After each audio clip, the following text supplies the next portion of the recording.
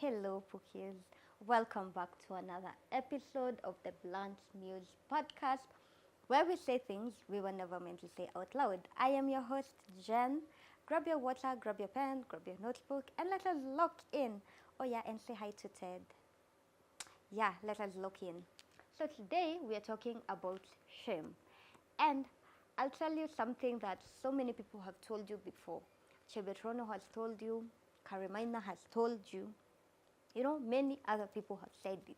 Shame is a mentality. Yeah. Shame is not, I did something bad. That is guilt. Shame is, I am a bad person. That is shame. That is the difference. Now you see, shame is learned. Nobody is born shameful at all. Hata watoto wadogo ndio waanze kuambiwa huna adabu. Hawakwangi na adabu. Hawakwangi na aibu. Because shame is learned. Shame is a social construct, yeah?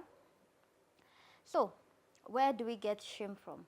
Shame often comes from repeated criticism, emotional invalidation, religious or cultural control narratives, being punished for expressing sexuality, being told you're dramatic, loud, and sensitive, and being praised only when you're small and obedient.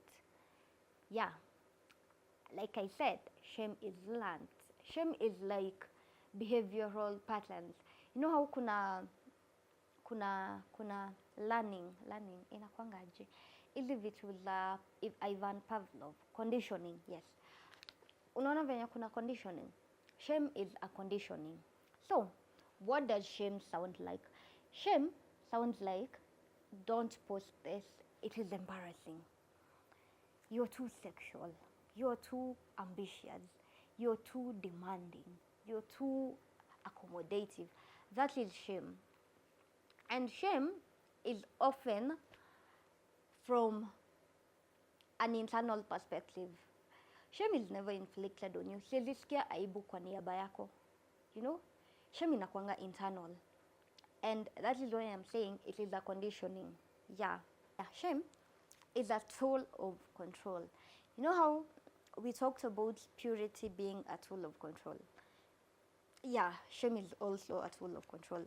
It is a political, social, and engineered tool of control. How is shame political? Shame is political in this aspect. It acts as a powerful tool for social regulation, boundary setting, and power dynamics, enforcing norms through public exposure rather than internal guilt. So, shame is employed to uphold specific cultural, social, or political values by including a fear of public condemnation, which is why unaona politicians wanaambiangwa venye politicians fight against each other. Huyu anatusi huyu anasema huyu alimtusi, and then it's like it is all built on shame. Utaaibika ukisema wewe ni mtu wa, you know, the government. Kama sai, it is very embarrassing to be a supporter of the government currently. No. Yeah, that is shame being a political tool. Shame is a social tool. How is shame a social tool? If a system can make you police yourself, it doesn't have to police you. What do we mean? Now, if, for example,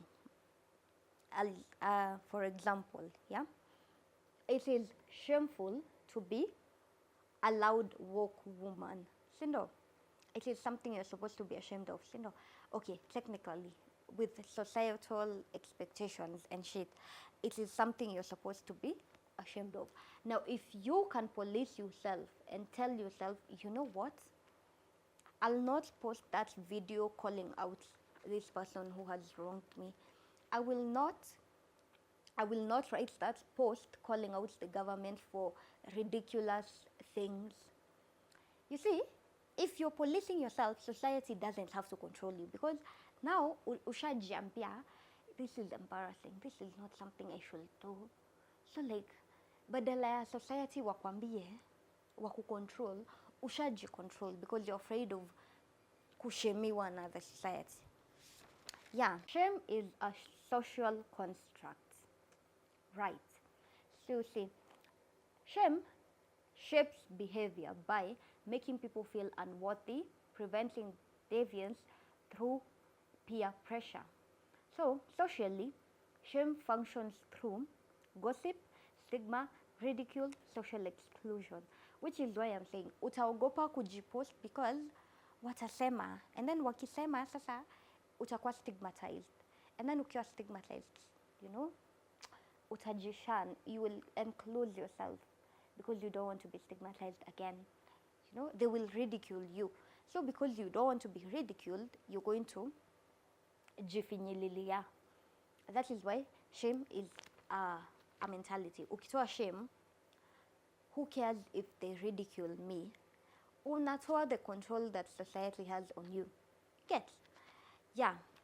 So, shame is a social construct.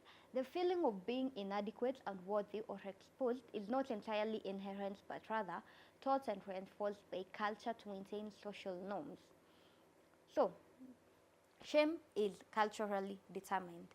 Culture ndio inasemanga what is shameful and what is not, which is why kuna culture kama Muslims, showing your skin is shameful, so they don't. And then kuna sisi, for example, Kikuyus, sisi kwetu, showing skin is not exactly shameful, but like, you know, kuna this skin you're supposed to show and this one you're not supposed to show. So kwetu, showing the skin you're supposed to show is not shameful. So, yeah. Shame is learned behavior. Individuals learn to feel shame by internalizing the expectations and judgments of society, family, or professional environment. Conditioning, like I said, if you're going to be shunned for doing this, you know, that is the same as you being shamed for doing it. No. Sasa, if you're going to be shunned for doing something, you're not going to do the same thing again. No. So, for example, if I know that being homosexual is going to get my parents to, you know, kuni disown, kunikata, kunifanya nini, I will not come out of the closet. I'm going to be like, yeah, I am hetero, I like men, yada, yada, yada. You know? Because shame is something you internalize because of what you expect from society. Do you expect judgment? You're not going to do what they will judge you for doing. Right? So, basically, the feeling of guilt or shame is a human-created construct designed to control us and make us behave better. Yeah, because no other life form feels guilt or shame. It is just humans. Juu tumejiundia. Today, I am here to tell you to be shameless. Why? Because life rewards the shameless. Life rewards the audacious. Life rewards the person who does not care what other people will think or say.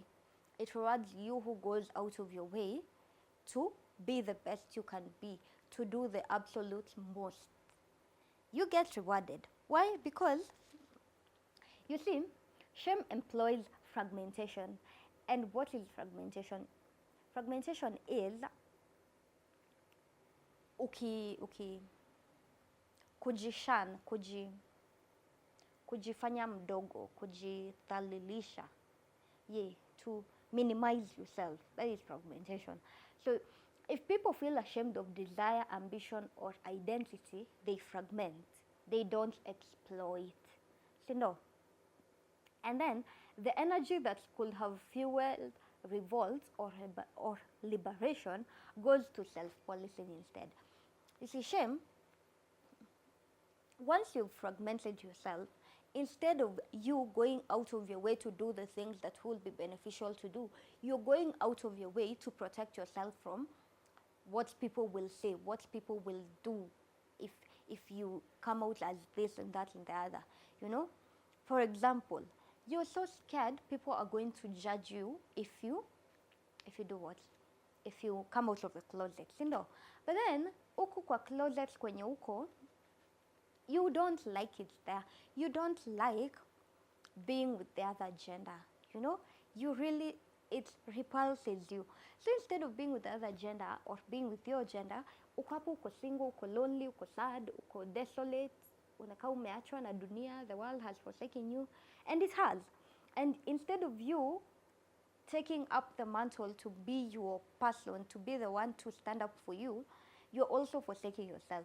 You're trying to live by societal expectations instead of living by your desires, things that make you happy, you know? Now, so behavior learned can be unlearned.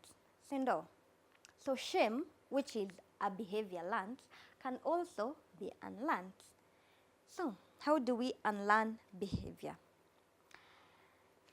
Shame only works if you believe in the premise. So if you stop believing in the premise, you're going to stop feeling shameful. For example, believing that losing your virginity before marriage is shameful.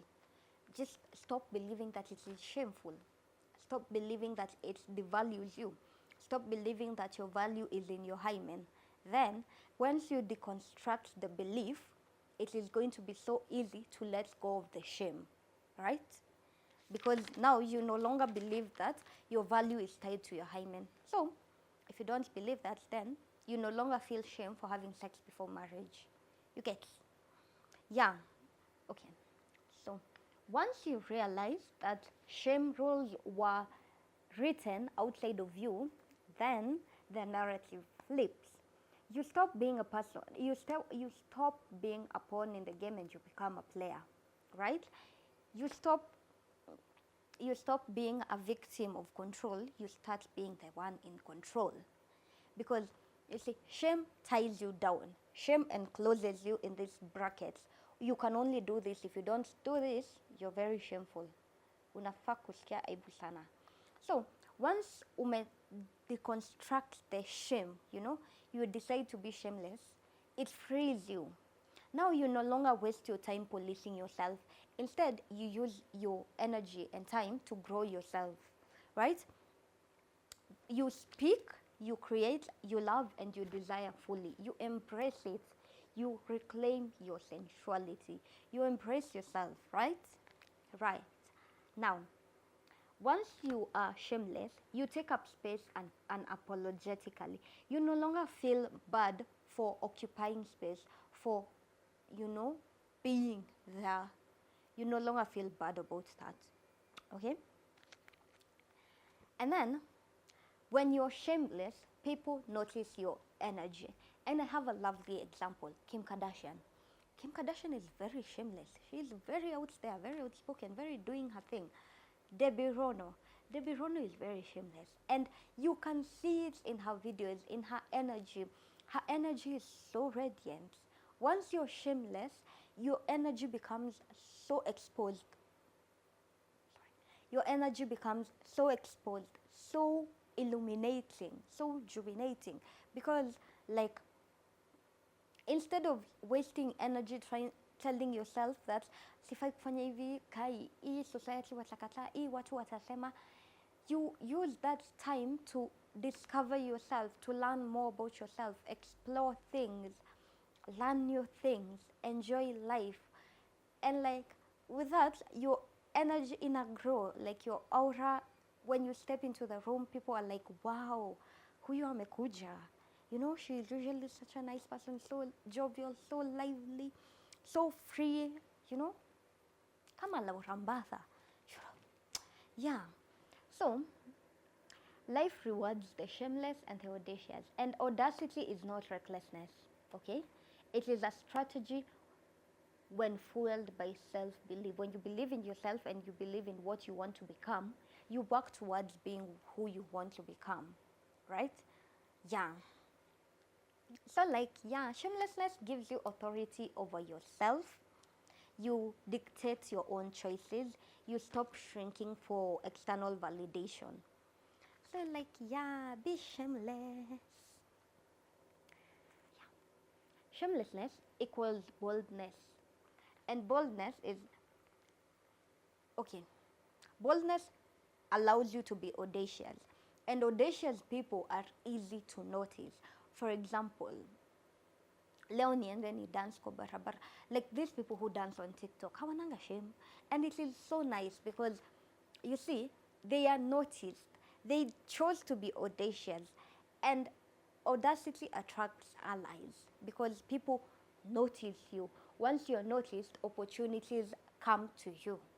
So yeah, again, being shameless is the way to go.